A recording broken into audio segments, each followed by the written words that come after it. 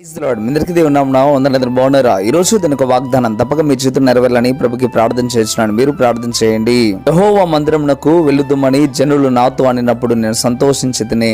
కీర్తన గ్రంథం 122వ అధ్యాయం 1వ వచనం. ప్రేమైన బిడ్డలారా, దేవుడు ఈ ఉదయకాల సమయంలో నేరుగా నీతో మాట్లాడుతున్న మాట. ఈ మాటని దావీదు తన హృదయంలో తాను ఎంతో సంతోషపడుతూ చెప్పుకున్న మాట.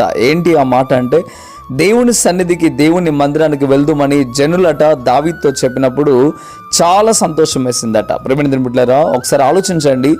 భక్తి కలిగిన దావీదు హృదయం ఏ రీతిగా ఉందో, ఈరోజు మీ హృదయం ఏ రీతిగా ఉందో ఒకసారి పరిశీలన చేసుకోండి.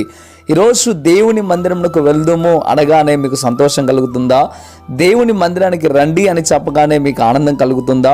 ఈరోజు దేవుని మందిరానికి వెళ్ళాలి అనే ఆలోచన వచ్చినప్పుడు మీకు సంతోషం కలుగుతుందా? ఒకవేళ కలగట్లేదు అంటే దావీదు లాంటి మనసు మీకు లేదని అర్థం. దావీదు లాంటి స్తుతించే మనసు మీకు లేదని అర్థం. ఈరోజు ఒకసారి అర్థం చేసుకునండి.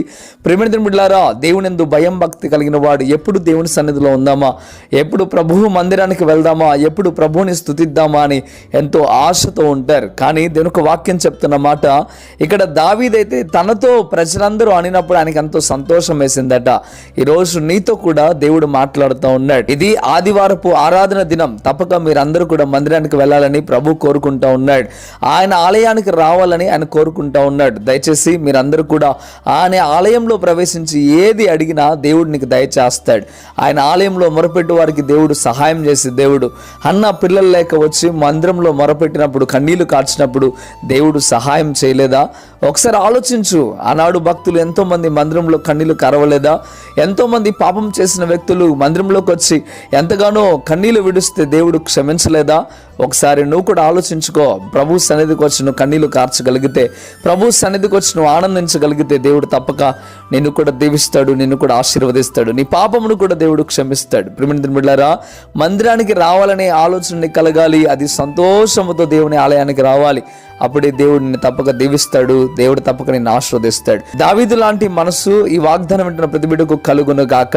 మంచిది, ప్రార్థన చేద్దాం. ప్రార్థన.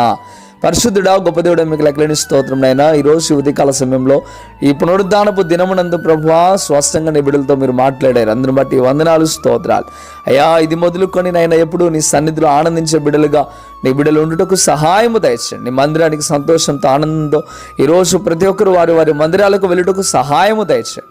కృపా కనికరం చేత నింపండి, బలపరిచి స్థిరపరచండి. ప్రభువా మీకు వందనాలు. నేను స్తుతించు వారిగా, నేను గణపరచు వారిగా ఉండినట్లయితే ఎంతో మేలు, ఎంతో మనోహరం. ప్రభువా అయా, నీ బిడ్డలు ఆ రీతిగా ఉండుటకు సహాయం దయచమని.